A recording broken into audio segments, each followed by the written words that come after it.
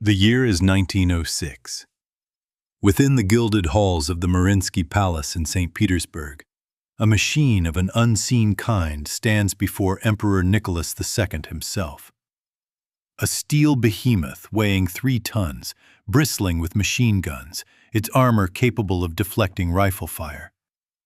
The sovereign circles the curiosity, peering inside its rotating turret, and utters words that will echo through history. Without a doubt, this weapon has a great future. In the event of hostilities, these moving fortresses could play a vital role. It seemed the fate of Russia's first armored car was sealed. Yet, just a few months later, a military commission would deliver a fatal verdict. Weak armor, they declared.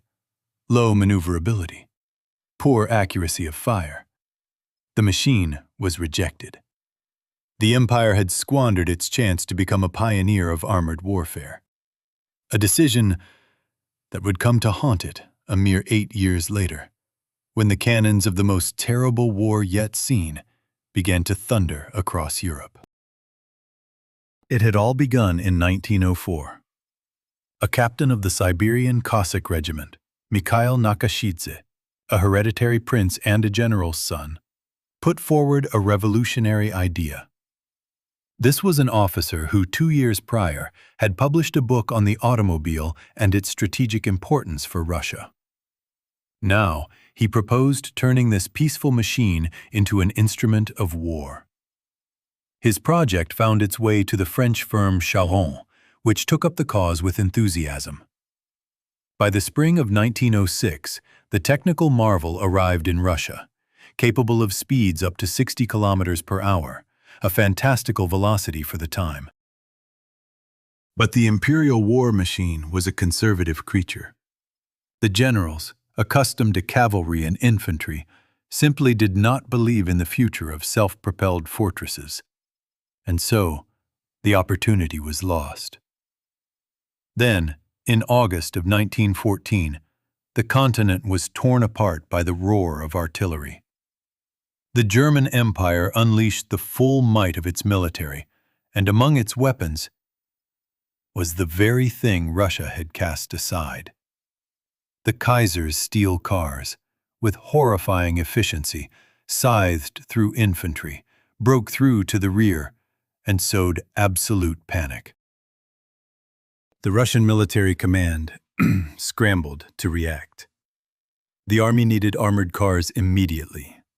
Salvation came from the Russo-Balt Works in Riga, a factory that, before the war, had produced luxurious automobiles for the aristocracy. Ingenues took their Model C cargo truck as a base and, at a feverish pace, began its transformation. They clad the chassis in steel plates, mounted 3 Maxim machine guns, and reinforced the suspension. The result was a 4-ton beast, driven by a 40-horsepower engine that could push it to 20 kilometers per hour. It was a weapon born not of foresight, but of desperation. A frantic, belated answer to a question that had been posed and dismissed almost a decade earlier. History rarely offers second chances, and the price for ignoring its advance is always paid in the currency of blood and steel. A stark reminder that the future waits for no one, least of all for those who believe it can be held at bay by the traditions of the past. The steel behemoth could traverse 200 kilometers of broken earth. Its crew, a tight-knit brotherhood of 5, could unleash a torrent of fire from 3 7.62mm machine guns, covering nearly every conceivable angle of attack. In the autumn of 1914, 8 of these machines, the Russo-Balt Type C, rumbled towards the front lines. For the Russian soldiers mired in the mud, they were saviors cast in iron. Here, at last, was a weapon that could stand against the mechanical might of the German Empire. The initial clashes proved their worth. The armored cars were brutally effective, punching through enemy lines where infantry had failed. But with success came a sobering realization. The production capacity of the Riga factory was catastrophically insufficient. The front devoured men and machines with a monstrous appetite, and the factory, for all its efforts, could only produce a few vehicles a month. A special military commission was dispatched to England. A deal was struck. The British agreed to build 48 armored cars from the Austin Motor Company, armed with 2 Maxim machine guns housed in a pair of fully rotating turrets. This was a revolutionary advantage, allowing the vehicle to engage multiple targets in different directions simultaneously, a force multiplier on the chaotic battlefield. When the machines arrived, however, the Russian engineers were aghast. The British, it seemed, had economized on the most critical component. The armor was a mere 4 millimeters thick. Such a thin skin wouldn't even stop a standard rifle bullet, let alone machine gun fire. Without delay, the vehicles were taken to Russian workshops and methodically clad in an additional 7 millimeters of hardened steel plate, transforming the flimsy English exports into genuine mobile fortresses. But the search for arms was not limited to England. The Russian Military Commission began a veritable global hunt for armored vehicles. Contracts were signed with the United States of America, with Italy, and with France. Ships crossed hostile oceans, their holds filled with steel machines meant to bolster the imperial army. Yet, each new shipment brought a fresh wave of disappointment. It became painfully clear that foreign designers had no true understanding of the brutal, unforgiving nature of the war on the Eastern Front. The armor was consistently too thin, the armaments too weak, the designs ill-conceived. French Renaults arrived with their armor plates arranged vertically, a fatal flaw that allowed enemy bull-critical moments of battle. Italian vehicles, designed for paved European roads, simply broke apart on the first unforgiving ruts of the Russian countryside. And so, Russian engineers rolled up their sleeves. What arrived from abroad as a semi-finished product, a mere suggestion of a weapon, would be forged into something truly formidable by the hands of domestic masters. The French Renaults received a revolutionary upgrade: sloped armor.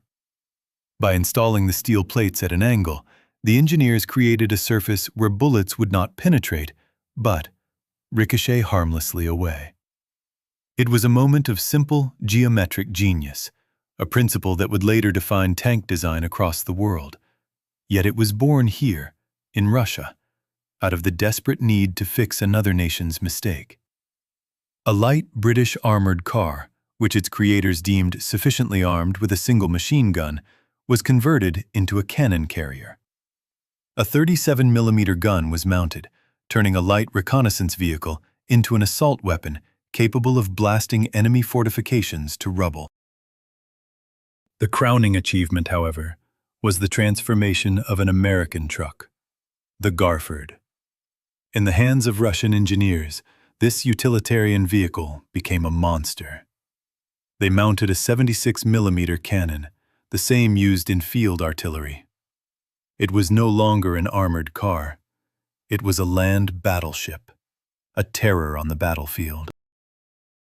In the crucible of total war, it is not always the nation with the most resources that prevails. Often, it is the one that can adapt, innovate, and create strength from the weaknesses of others. The blueprints of foreign factories provided a starting point, but the true weapon was forged not in the design, but in the redesign. A testament to the grim, unyielding ingenuity that is born only when survival itself is at stake. The weapon was a 76 millimeter cannon, the very same ordnance that armed the Imperial Army's field batteries. Mounted on an armored chassis, the result was a heavy, pugnacious vehicle. A steel behemoth capable of shattering enemy positions with the unblinking finality of direct fire. But its true cunning was hidden within the engineering. A special mechanism allowed this machine, the Garford Putilov, to travel at the exact same speed forwards and in reverse. Picture the brutal calculus of a trench assault. The armored car erupts from its ambush. A single, deafening shot tears into the enemy line.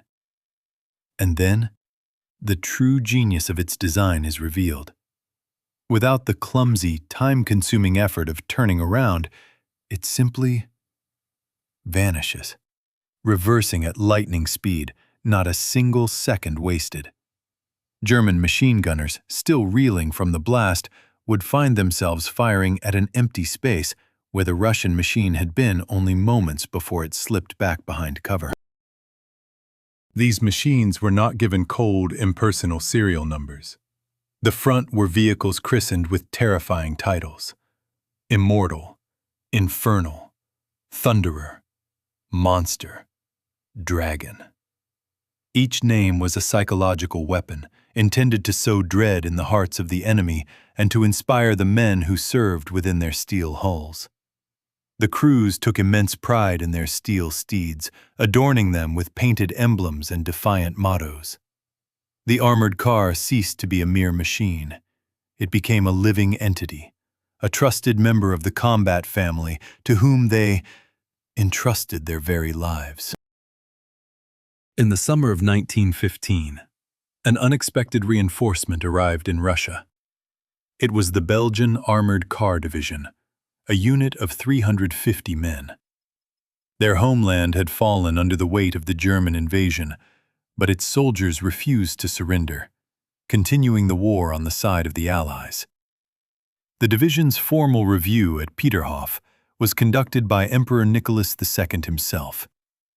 He personally inspected every vehicle, conversed with the officers, and expressed his gratitude to the Belgians for their unwavering loyalty to the Allied cause. The division's materiel was impressive. 6 passenger cars for command staff, 20 trucks for supply, 18 motorcycles for communications, and 130 bicycles for reconnaissance. But their spearhead, their primary striking force, consisted of 13 armored cars, 6 armed with cannons, 4 with machine guns, and 3 configured for command. Within a month, the Belgians were hammering German positions on the Russian front, proving their mettle in the crucible of a new and unforgiving war. This conflict demanded relentless ingenuity.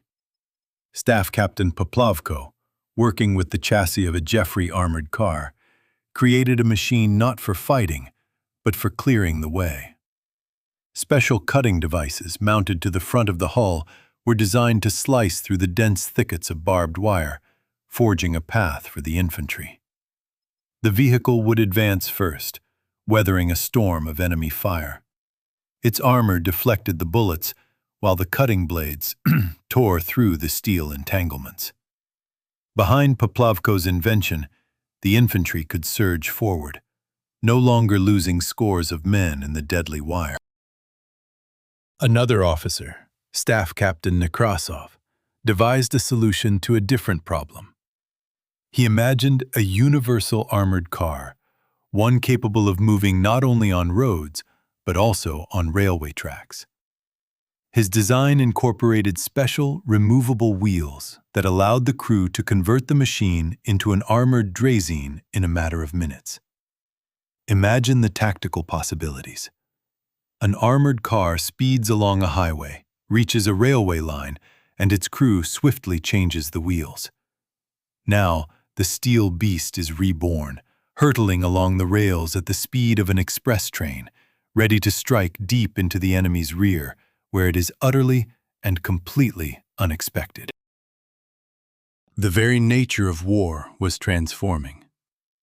The battlefield was no longer just a horizontal plain of mud and trenches. A new dimension was being added.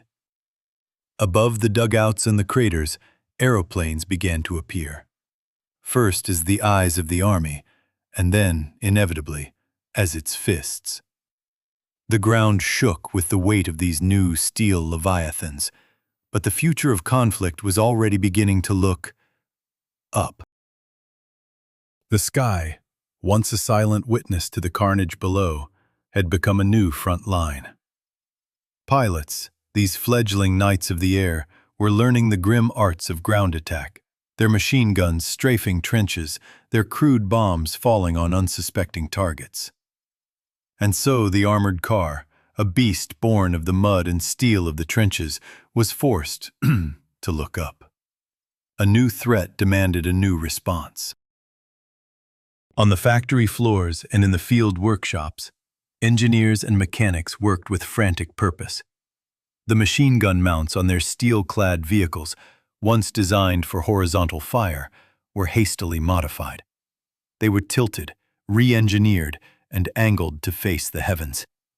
Now, their barrels could be elevated to the vertical, transforming a ground weapon into an instrument of anti-aircraft defense. The crews had to learn an entirely new kind of warfare. They trained to lead a moving target not across a field, but across the vast canvas of the sky, to calculate the impossible trajectory, to catch the fleeting shadow of an aeroplane in their sights. The first confirmed kills, the first enemy planes brought spiraling down by fire from the ground, were moments of profound triumph.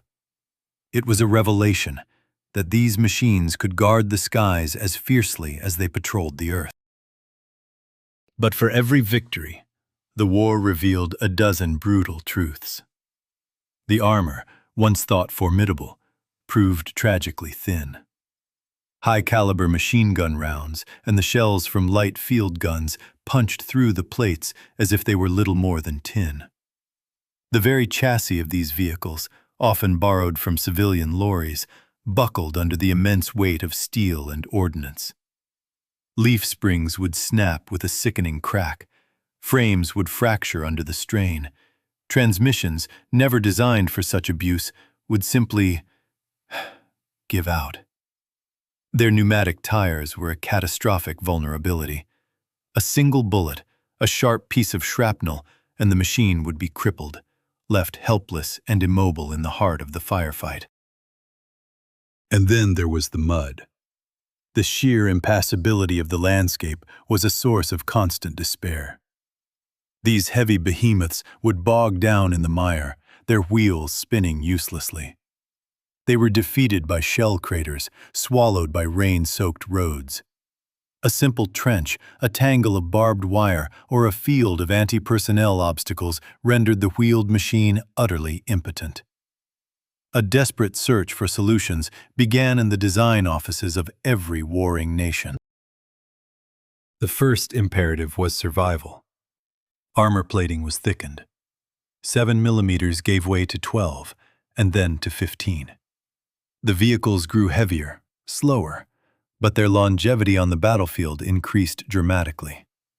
By 1917, the fearsome German anti-tank rifle, a weapon that could once pierce an armored car from side to side, now found its bullets simply glancing off the toughened hide.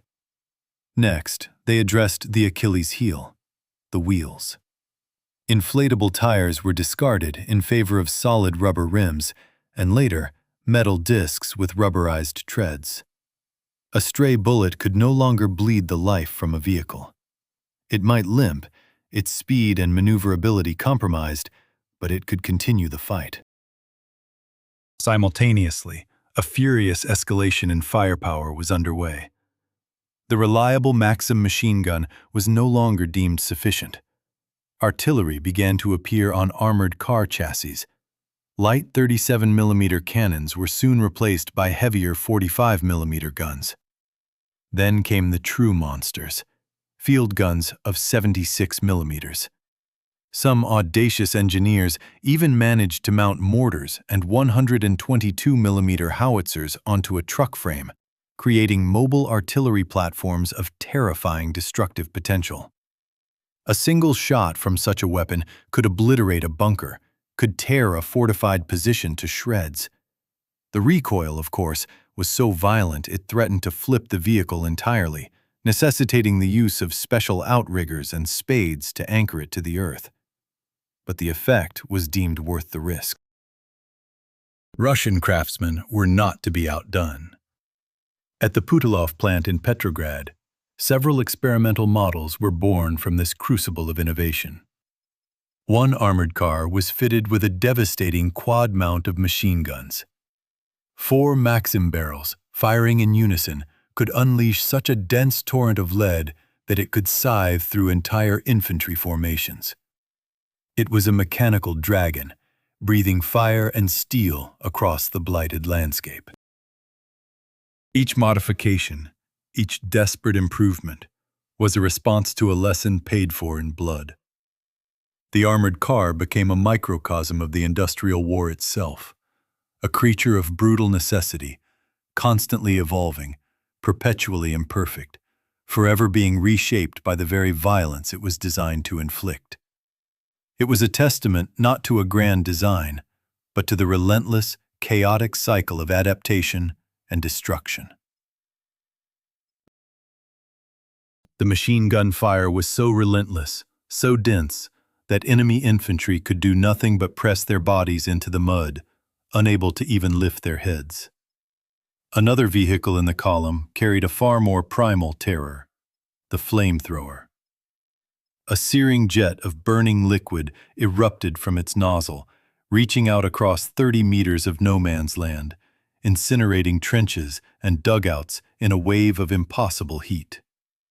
German soldiers, who had faced gas and artillery with grim resolve, were utterly panicked by these flamethrower cars, viewing them as nothing less than devil's work, a hellish weapon brought to the mortal plane. Engineers, driven by the brutal lessons of combat, experimented endlessly with the very shape of survival. Armored cars appeared, with sloped plates not just on the front, but along the sides, a desperate geometric plea to deflect incoming rounds. Turrets became streamlined, and vision slits were protected with intricate overlapping plates. Each and every improvement was another fraction of a chance. Another small prayer, whispered in steel for the crew trapped inside. Auxiliary fuel tanks were mounted to extend their operational range. Radios were installed to weave individual machines into a coordinated fist, and smoke discharger systems were devised to cloak them in a fleeting artificial fog. The armored car was evolving, transforming from a simple armored wagon into a complex and lethal combat system.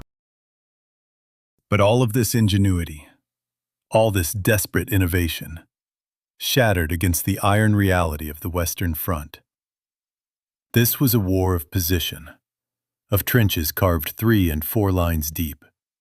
It was a landscape of barbed wire entanglements stretching for miles. Of tank traps comes such an obstacle. An armored car would drive to the front line, push against the wire or halt at the edge of a trench, and in that moment, its momentum died. It became a static, helpless target for enemy artillery. A few well-aimed shells were all it took, and the steel fortress was reduced to a pyre of smoking, twisted wreckage. Its crew perished, often before they had a chance to meaningfully enter the fight. Command understood. A fundamentally different machine was needed, a beast capable of crawling over the trenches and crushing the wire beneath it. And so, the idea of the tracked tank was born, the heir apparent destined to replace the wheeled armored car on the battlefields of the Great War. But for Russia, this war would end in a way no one had foreseen. February 1917 swept the monarchy away in a storm of revolution. Emperor Nicholas II, the same man who 8 years prior had inspected the first armored cars and predicted their great future, abdicated his throne. In Petrograd, a provisional government formed, attempting to continue the war, but the country no longer wanted to fight. Soldiers deserted the front in droves. Officers were murdered by their own men, and entire military units simply dissolved. This ferment of rebellion seeped into the armored divisions. Some crews remained loyal to their oath, while others were swayed by the revolutionary fervor. October of 1917 turned the world upside down. The Bolsheviks, led by Lenin, seized power in Petrograd. The legendary cruiser Aurora fired a blank shell toward the Winter Palace, and a new era began. In these pivotal events, the armored cars played a decisive role. It was their steel hulls that controlled the streets of the capital. It was their machine guns that suppressed the resistance of the Junkers and the Cossacks. The provisional government fell, unable to muster any meaningful force against the Bolsheviks' armored fist. The armored units had either sided with the uprising or remained grimly neutral. Known. Brother turned against brother, son against father. Officers of the Imperial Army now aimed their weapons at men with whom they had once shared a trench. Red against white. The machines of war, once built to project the power of an empire against a foreign foe, had been turned inward, becoming the arbiters of a nation's agonizing self-destruction. Bolshevik against monarchist. Revolutionary against the forces of counter-revolution. Across the immensity of a collapsing empire, from the cold shores of the Baltic to the distant Pacific, from Arkhangelsk in the north to the sun-scorched Crimea, fronts of fire would flare into existence only to gutter out and die. In this sprawling chaos, one machine became the ultimate arbiter of power: the armored car. He who possessed these steel beasts controlled the roads, the cities, the vital railway junctions that were the arteries of the nation. Without them, it was impossible to hold any major center of power. The Bolsheviks, in the first throes of their ascendancy, came into a significant inheritance of armored force from the former Imperial Army. Red Guards and sailors seized the depots and arsenals of Petrograd and Moscow, where dozens of these vehicles lay waiting. They were joined by crews who, swayed by the promise of a new world, had thrown their lot in with the revolution. But this was a poisoned inheritance. The equipment they acquired was in a truly deplorable state. Years of grinding attrition in the Great War had worn these machines to their absolute limit. Spare parts were a fantasy, fuel was a precious, and the state coffers empty. Building new machines was simply not an option.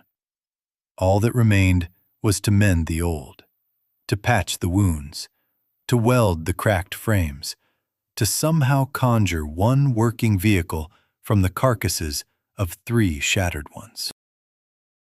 In makeshift workshops, red mechanics performed what can only be described as miracles of battlefield resurrection. An armored car would limp back from the front, its steel hide a latticework of gaping wounds, its running gear mangled, its turret jammed solid. With painstaking effort, the masters would pry out the lodged bullets, weld crude steel patches over the perforations, and straighten bent frames with the brute persuasion of sledgehammers. Engines were rebuilt not once, but multiple times, their worn-out components replaced with parts forged by hand. A single gearbox might be assembled from the scavenged internals of 3 different vehicles. Wheels were taken from wherever they could be found, from trucks, from captured automobiles, even from civilian passenger cars. The only thing that mattered was that the machine could move, and that it could shoot. Some of these war-torn veterans would be repaired 5, even 6 times, each time returning to the line, a testament to the desperate ingenuity of their keepers. This was a front, no endless lines of trenches. This was a war of maneuver. Armies conducted lightning raids across hundreds of versts, seizing cities, falling back, and surging forward once more. In this fluid, fast-paced struggle, cavalry reigned supreme. Budyonny's Red Cavalry, the White Cavalry of Mamontov and Shkuro, Makhno's anarchic Tachankas.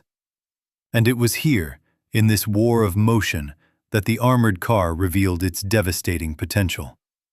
They became the iron fist of the cavalry formations, amplifying the charge of the horsemen with the unanswerable fire of machine guns and cannons. A typical operation was a study in brutal efficiency. A cavalry regiment advances on an enemy position. Lurching ahead of the horsemen are 2 or 3 armored cars. The White Guards open fire with rifles and machine guns, but their bullets whine uselessly against the thick steel plate. The cars close to point-blank range and unleash a hurricane of fire upon the enemy trenches. Maxim guns chatter in long, sustained bursts, while cannons hammer the fortifications with shrapnel shells. The defenders are pinned, pressed into the earth by a storm of metal. And in that precise moment of shock and suppression, the revolution's true weapon is unleashed. These patched-together relics, ghosts of an industrial war, became the agents of a new and terrible age. They were the crude, mechanical heart of a world being violently remade, their engines coughing and sputtering out the rhythm of a century, just beginning to learn the true meaning of total war. The cavalry thunders into the attack. Hundreds of horsemen, sabers glinting in the pale light, descend upon a demoralized and broken enemy. The white lines, already wavering, cannot withstand the shock. They shatter and flee. And then, from the dust of the charge, emerge the machines. Armored cars pursue the rout, their guns chattering without pause, scything down the retreating infantry. In a single recious cargo, now fueling the revolution. Hundreds of soldiers taken prisoner. The Red commanders were quick to grasp the terrible value of these steel beasts. They demanded more machines, ever more. Special armored detachments, the Oftobronia Triad, were formed and attached directly to the elite cavalry divisions and corps.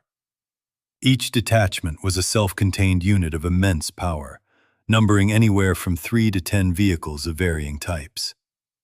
There were the light, machine-gun-armed cars for reconnaissance and flank security, acting as the steel eyes and ears of the army. Then came the heavy, cannon-armed behemoths, designed for the singular purpose of storming fortifications. And between them, the medium, universal machines, built to support the relentless Bolshevik attacks. The crews were a new breed of warrior, forged in the crucible of revolution. They were proven fighters, their loyalty absolute. Many were not soldiers by trade, but factory workers, drawn from the great industrial hearts of the cause.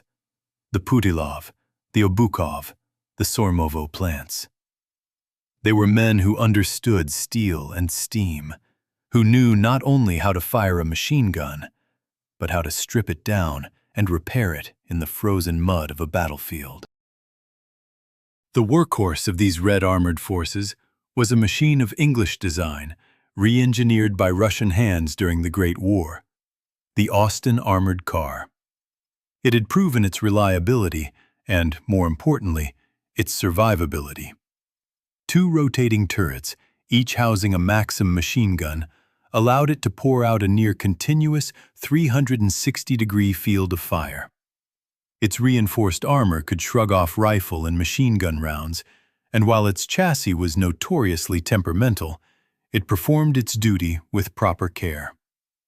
The crews grew to love the Austin for its rugged simplicity. Any competent mechanic, armed with little more than a wrench and sheer will, could keep the machine fighting. But alongside these stalwarts, true rarities rumbled across the steppe. Old Russo Balts, veterans of the Tsar's army, had survived the First World War only to be pressed back into service. In truth, little of their original design remained. Their engines were replaced with more powerful models. Their hulls were thickened with additional plates of scavenged steel, and their armament was constantly being upgraded. Some were even fitted with light field cannons in place of a machine gun. Captured French Renaults and Peugeots were also thrown into the fray, though keeping them operational was a mechanic's nightmare. Spare parts were non-existent, forcing the crews to meticulously fabricate replacement components by hand on primitive lathes. More than a weapon, the armored car became a symbol of the revolution itself, as potent as the red flag or the five-pointed star. Artists rendered its stark, powerful silhouette on agitation posters. Poets wrote odes to its invincibility. It was the star of early propaganda films, a steel leviathan, a red star painted crudely on its turret, personifying the unassailable might of the workers' and peasants' new state. Every victory by an armored detachment was headline news, broadcast in newspaper articles and crackling radio reports across the vast nation. Their crews were decorated with the Order of the Red Banner, their grim-faced photographs printed for all to see, their deeds immortalized in song. Yet this was a civil war, a war of brothers, and the steel beasts served two masters. The White Guards also wielded armored cars, either captured from the Reds or inherited from the chaotic division of the old Imperial Army. General Denikin's armies in the south, Admiral Kolchak's forces in the vastness of Siberia, and Udenich's troops at the very gates of Petrograd, all possessed their own armored units.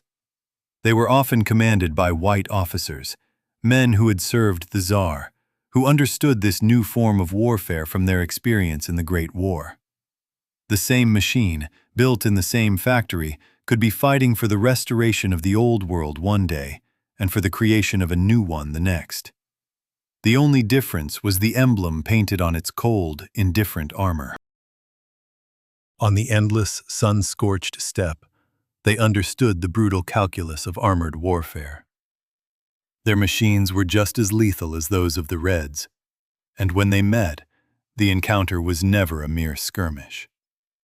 It was a formal duel between steel behemoths.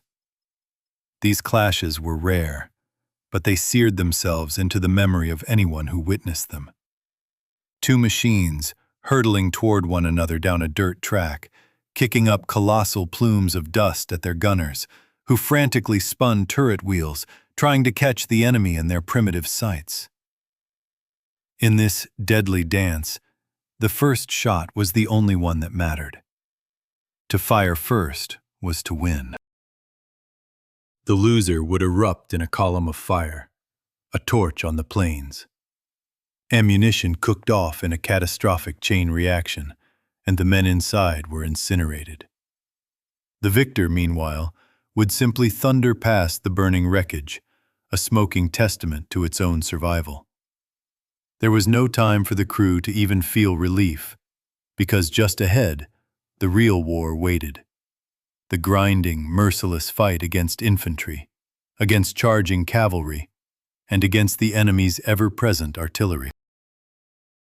By the end of the Civil War, when the Reds had finally broken the back of the White armies, the Workers' and Peasants' Red Army officially counted 52 armored detachments.